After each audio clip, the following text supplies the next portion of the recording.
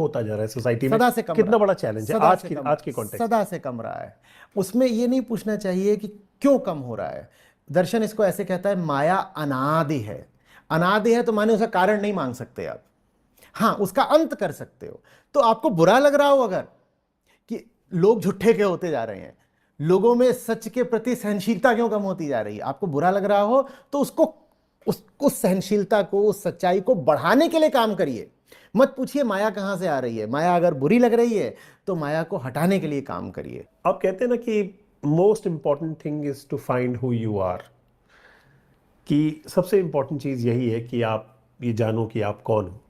2026 क्या इंपॉर्टेंट चीजें होती हैं, क्या कैसे क्या किया जाए कि आप पहचानिए अपने को। अपनी लड़ाई है, बाहर की लड़ाई है, रोटी कपड़ा मकान की लड़ाई है, आईआईएम आईआईटी आईएएस छोड़कर फिलॉसफी की लड़ाई है।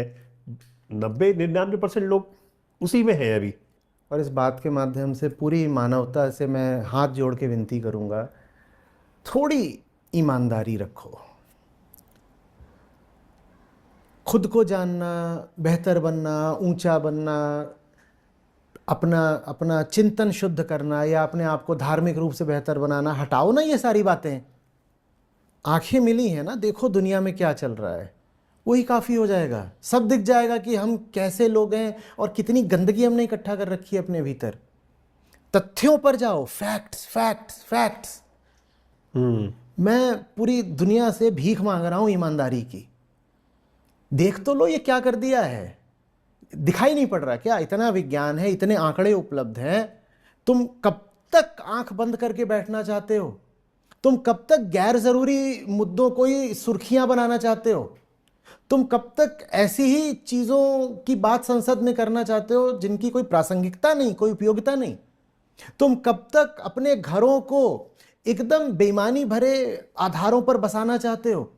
तुम कब तक समाज की जो सारी चर्चा है वो एकदम उथली रखना चाहते हो? दिख नहीं रहा है? हम वो लोग हैं जिन्होंने अपना ही घर खा लिया।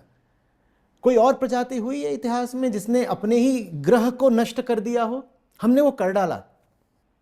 बस यही है। आखिरी सवाल, कितना रेजिस्टेंस पाते हैं जब आप इस तरह की बात करते हैं?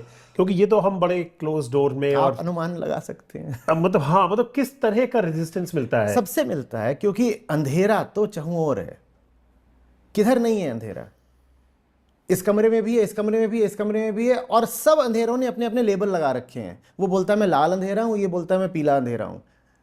जैसे अंधेरा भी लाल पीला हो सकता हो, अंधेरों ने लेकिन लेबल लगा रखे हैं हरा अंधेरा। तो रोशनी लेकर आप किसी भी लेबल के अंधेरे के पास जाइए, वो रोशनी बुझाने की कोशिश करेगा। मैं तो जिधर जाता हूं मुझे विरोधी मिलता है तो मैं कहां से बताऊं कहां से तो मिलता हम है। सबका एक डिफेंस मैकेनिज्म होता है हर चीज पर। हाँ हाँ, आपका क्या है? कुछ भी नहीं, ये जिंदगी है और इसके अलावा कुछ और करने के लिए वो बनी नहीं है, तो और क्या कर सकते हैं। इस उम्मीद के साथ कि हमारी ये बातचीत आगे भी होती रहेगी और इस फिलॉसफी का ज़्यादा से ज़्यादा लोग शायद फ़ायदा उठाएं अगर उनको लगे बेहतर। बहुत बहुत शुक्रिया आचार्य प्रशांत, हमें अपना कीमती समय देने के लिए। बहुत बहुत शुक्रिया आपका। Thank you so much.